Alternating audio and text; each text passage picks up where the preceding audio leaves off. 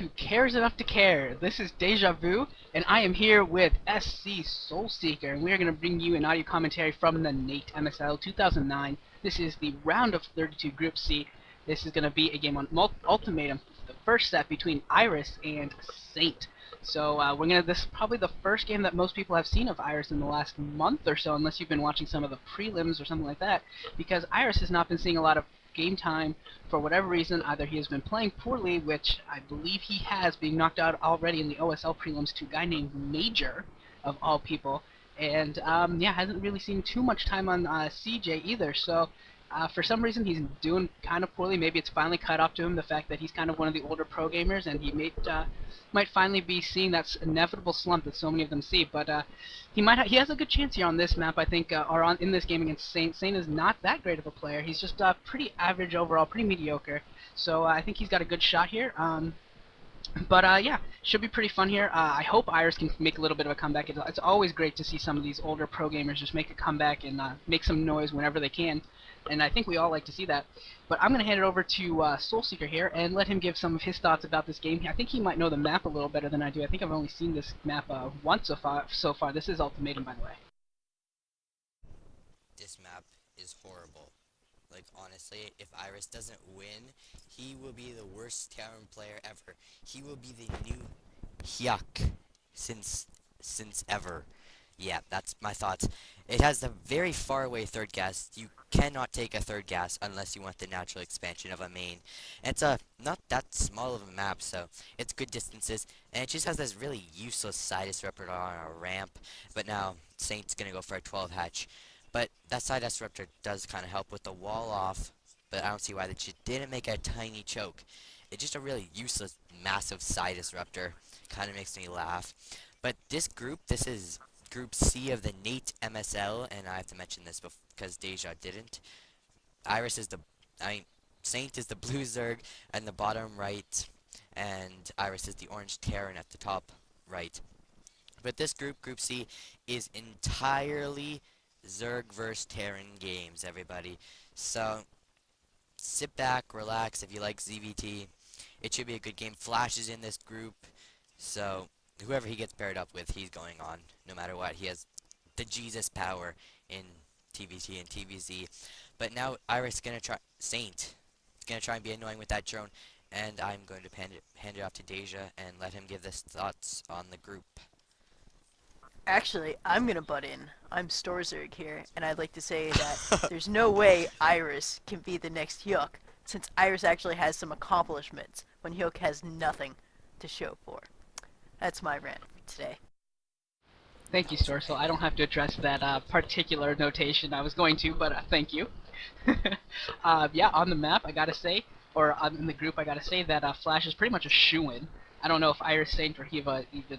I don't know if any of them could even take one game off of him in a best of 5 or a best of 7. He would probably just sweep against any of them, and so it's just a fight between the other three to see what can happen. And Iris probably wants to win this game, take his loss from Flash, not a big deal, and then try and go on to the last set and see if we can do there against the winner of Iris and Sate or something like that. That would be ideal, since we could see a ZVZ or a TVT technically between these two players. By the way, this was a 12 hatch by by Saint, so he's going for some very, very early economy. And I believe Iris did a 1 Rax in a CC, might have been a 2 Rax in a CC. I didn't actually get to see that quite specifically. Early layer also going down, and Iris is going to scout this out. Bad, bad, bad for Saint, allowing Iris to scout that out. That is going to be very important information, because that means now he knows that this is going to be a 2-base build, probably a 2-hatch. Please be 2-hatch muted. Please do not be 2-hatch lurker. God, I hate that build. Oh, it's so awful. It never works. And yeah, he's getting his second extractor already, so maybe this The will third actually be for hatch me is on with the that. ramp. And the third hatch is on the ramp, so I guess we're going to see 3-hatch Muta, thank God. And so yeah, I think Iris has scout off though, so he should be well defended and should get his turrets in time, should have some good medic reinforcement with some good turret placement. I think he can get an early lead here on Saint with his nice scouting pattern. My Windows virtual memory minimum is too low. That's annoying. So I think I lagged a bit, but now Iris is taking out that useless side disruptor thing that nobody really likes because it's a useless piece of poo. I can't swear, so I have to say poo. But Iris is still chasing around that SCV scout, interestingly enough. Usually you want to get it destroyed, killed, whatever, by the time you get your lair. But this 2x is going to force Iris to get his stunky colonies a bit earlier. 2x kind of slaughters the 2H meter, so I'm glad for Saint that he didn't. Oh, did I say call Saint Iris? Yeah, I did. Okay, more importantly, I'm glad Saint did not go for a 2H meter because Iris would have just butchered it, murdered it, and threw it out the window, pretty much. And now we see him pushing out. Now I haven't seen how many Sunkens Saint has. There's the 2 more going down. He might not have them in time, but this is a good fair size map, so I think Iris isn't going to be in time here. And now Saint himself taking out his useless side disruptor that nobody really cares about. But there's that mineral patch in front that I forgot to mention, but that's not important right now. Here comes Iris, and I almost called him Flash, but he is not going to be in time, and this is useless to show us this right now, pretty much in my opinion.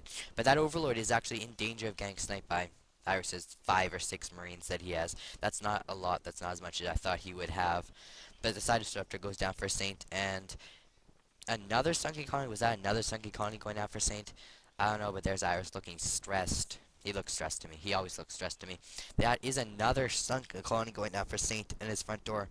And now Iris is off 4 barracks, I think. That's pretty good amount. And now he's going in here. This is not going to work.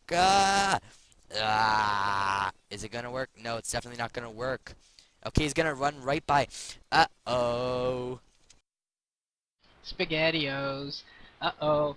Yeah, he did just go for the straight run by. If he wanted to do the run by, he should have just did a complete run by, because he waited, the Mulus popped. If he had gotten in there earlier, those Firebats could have done a little bit more damage. The Firebat only got 1 or 2 drones.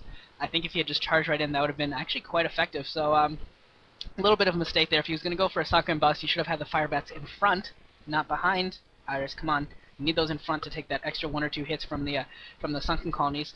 That is just pretty standard play, I think, for Terran, and that was very, very sloppy by Iris. I did not like his micro there in that fight at all. And now he's going to have to defend against Saint Mutila's Harass, and we'll get to see how good his micro is. And his turrets are barely going to be up in time. Maybe so close. And yeah, they're just barely up in time.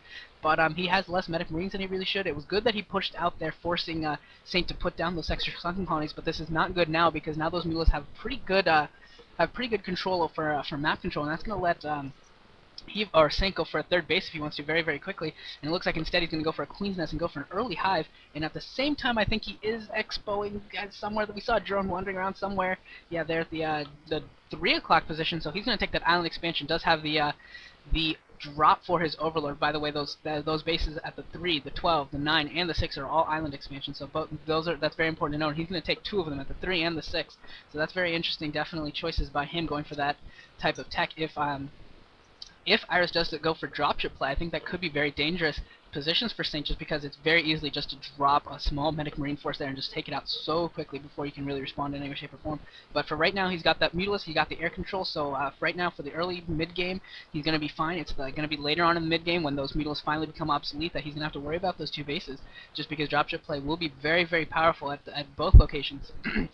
But we're seeing Saint oddly playing very, very passive right now, not putting on a lot of pressure, knows that he's got the advantage right now, going for those 2 extra bases and getting hive tech. So I kind of like Saint's place here. It's a little bit more passive, but I think he's taking that passivity and using it very, very well in terms of getting his extra bases, getting just playing very smartly here and getting that extra tech. So I kind of like this play from Saint, even though he's not doing a lot of damage. He's playing very, very smart and getting a nice lead here, I think.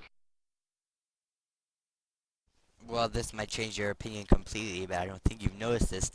But Saint completely skipped his Hydros Den. He has no lurkers out. He is double Defiler Mound by Saint. This is kind of a screwed up build, but he's putting down his Greater Spire and 2 Defiler Mounds, Dens, whatever you want to call them. But he was relying completely and utterly, he put all his faith in those Mulisks to keep Iris at home, because he basically had no lurkers, no anything. So he needed, this is also crucial to his build, he needed those island expansions, because he did not have those lurkers to protect his third base, which would have just sucked if he took the top left or top left or bottom left naturals. And now he's playing a little game of Sunken D at his natural, putting down 6 or 7 Sunken colonies. That's always cool. But Iris is pushing down here now, and Saint Double Defiler Mound is being cute with his Plague and Double Consume upgrade. And So he's going to be able to put very aggressive kind of plague. Maybe it's not consume. Maybe it's energy upgrade and plague for all I care. It's always But consumed first. it's always consume. Well, you never know.